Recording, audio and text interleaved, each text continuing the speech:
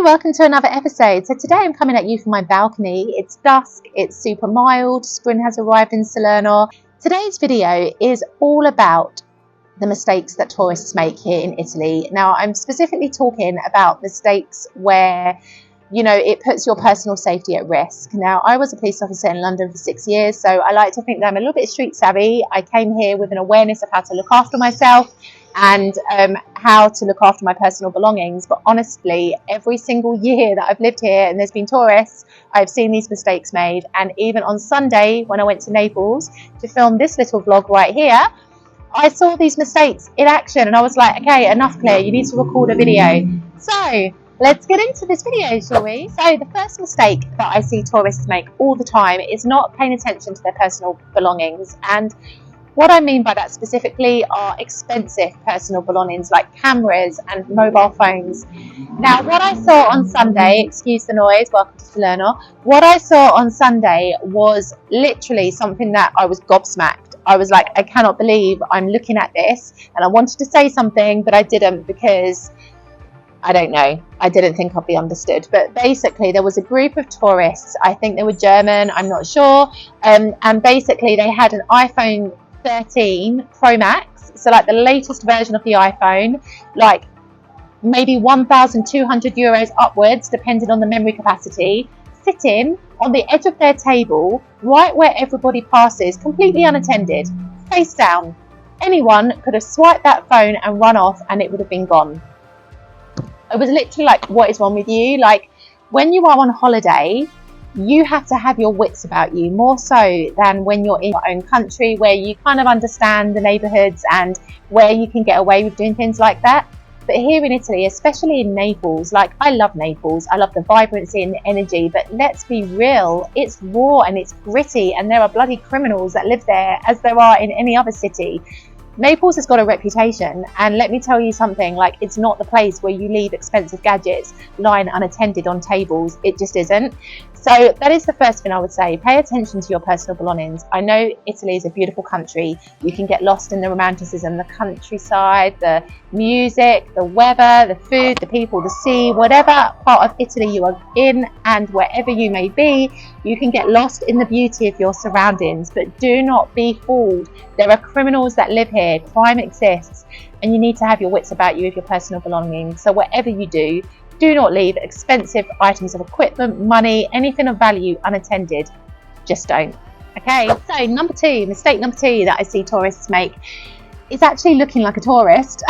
And I've kind of touched on this in another video, which I'm going to link just up here. But when you are a tourist, you kind of don't want to come across as being a tourist because unfortunately it makes you a target. And sometimes it's for unnecessary attention, and other times it's unfortunately to be a victim of crime. So you have to have your wits about you as you do with your personal possessions, but you need to think about the way you present yourself. So at this very same bar that I took an aperitivo at on Sunday in Naples, there was a gentleman behind me who had a guidebook opened out on the table, the first immediate obvious sign that he was a tourist. Now, of course, there are some factors that identify you as being a tourist that you can't help, namely language, namely the way you look, namely maybe the way you dress. You can certainly do things to make it a little less obvious, at least immediately obvious anyway, to help you to blend in a little better. And they are things like not walking around with guidebooks and maps like openly, brazenly displayed as if to invite everybody to come and bother you because you're not from Italy. It's not to walk around with phones like constantly either navigating where you're going or taking pictures or filming or just literally in your hand, because again, that is another classic telltale sign of a tourist. And it is just to walk with some confidence as well. Like when you're navigating parts of the city, even if they're parts you don't know very well, it's not to be timid and cautious and looking around and giving the impression you don't know where you are, but it's about walking with a sense of purpose and giving the impression that you're confident in your surroundings and you know where you are. Now, I'll tell you why this makes a difference, because especially in Naples, let's take Naples as an example. I feel like my vlog there on Sunday highlighted so many of these mistakes. There are people in Naples who will specifically target tourists, and they are beggars. They're begging for money, and whether they're legitimate or not is another story. Maybe that's another video, because it winds me up. But let's talk about begging, because it exists, but as in Naples it's like next level begging. But you will find people who will immediately target tourists, either with roses or with some kind of jewelry that they've made, or they just want to show some magic trick, or they just want to pretend they're crazy.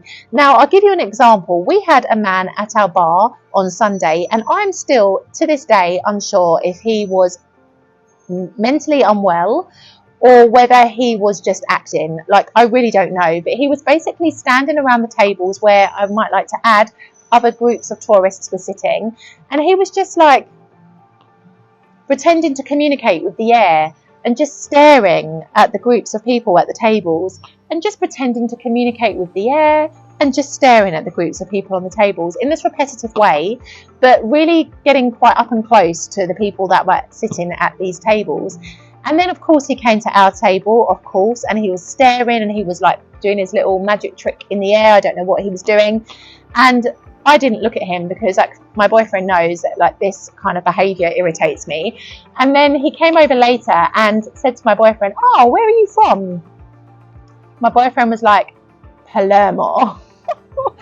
Needless to say, that was the end of the conversation. "Okay, ciao," and he was gone. And I swear to God, he didn't bother us anymore that afternoon.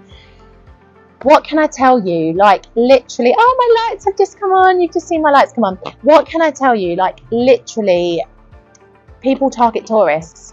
That's how it is here. And this is probably another mistake. It's going to go into mistake number 3. You've got to be strong when it comes to begging. Like, begging is rife here in Italy. Like, I'm yet to experience it in London. I'm going back to London after 2 years this year. If you haven't seen the video, it's up here. But I know when I lived in London, begging was rife, but I feel like, especially after the pandemic here in Italy, it's definitely increased in its intensity. And I would suggest, like, you have to have a very strong temperament in dealing with it, because trust me, there is no use in being polite with people that want to beg for money or want to sell you their things, because you will literally have a 10-minute conversation for nothing. I think it's a lot kinder to be upfront and honest from the beginning and just be like, no. And if they continue, no, this is like my classic, I'm pissed off, leave me alone, no, that's when I've reached the end of my tether, because I cannot be bothered to waste 10 minutes of my time saying no thank you. I think it's kinder for me to say it from the beginning, so you have the potential opportunity to earn money from another group of people, than it is for me to keep stringing you along by pleasantries and niceties like that really aren't going to deliver the results you want. So I can only stress, you have to be strong when it comes to begging. Whether you choose to give money or not is entirely your own personal choice. Just know, from my police mind, not all of these gangs are legitimate. A lot of them are organised criminals who potentially may have more money than you and me put together. Just putting it out there. But, you know, if you decide to give money, that's entirely your choice. But if you don't want to, please don't feel obliged. Like, it honestly is a huge problem here in Italy, and people especially get right in your face and they make you feel uncomfortable. You just got to be strong. Like, consider this. We were at traffic lights in my boyfriend's car, and you have people at the traffic lights in Naples. I don't really experience it so much here in Salerno, but certainly in Naples we did, who will come up and immediately start wanting to clean the window screen. And my boyfriend was like, no, thank you. And he starts like letting the wipers go. And the first time this happened on Sunday, the man just walked away. The second time, the man continued. My boyfriend was like, gratis, free. And then he continued. So in the end, okay, my boyfriend gave him like the change he had in the car because I think he felt bad. But it's intense. This is the point I want to try and make to you here. It's intense, the level of begging here in Italy. Get ready, be prepared, and be strong. If you don't want to give money, please don't feel compelled to. It's entirely your decision. And another mistake that I see tourists make, which I really wish they wouldn't, is that they're not adventurous. Like, you go to restaurants that have tourist menus. You come to Italy and you go to the place where everybody's at, like all the other tourists are at. Please try to be adventurous. Try to research local restaurants. Try to look on TripAdvisor. Ask the locals. Ask the people at your hotel. Ask people in the bar. Like, you know, that is one of the best ways to get recommendations, is where to eat, is by asking the locals. I can only stress that if you go to these tourist places, you are not necessarily going to have the most authentic meal. You are highly likely to pay double or triple what you would pay if you were to go where the locals go.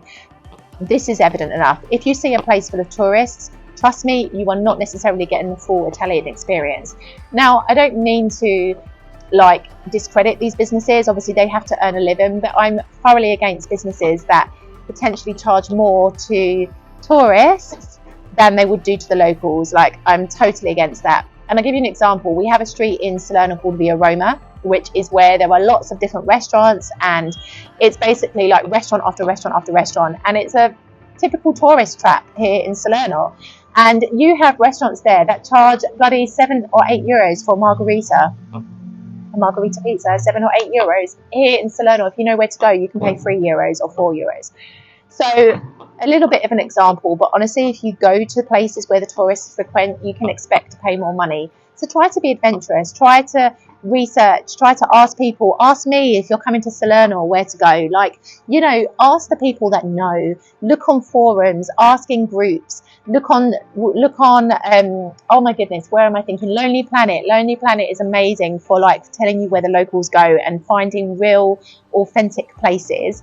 But do your research. Don't just rush to the place that gives you the tourist menu. In fact, I don't eat in any restaurants here in Salerno where there is a tourist menu. So yes, like when I see tourist menus, I literally cringe in a restaurant. So please don't make that mistake. Anyway, it's getting dark. Time for me to go. I'm about to go and have dinner, typical Italian style. It's like 8:30. Anyway, I hope you enjoyed this video. I hope this has helped. If you have any questions about life in Italy, visiting Italy, if you're coming to Italy this year, comment below, subscribe, share my channel, and I'm sending you lots of love. Ciao for now.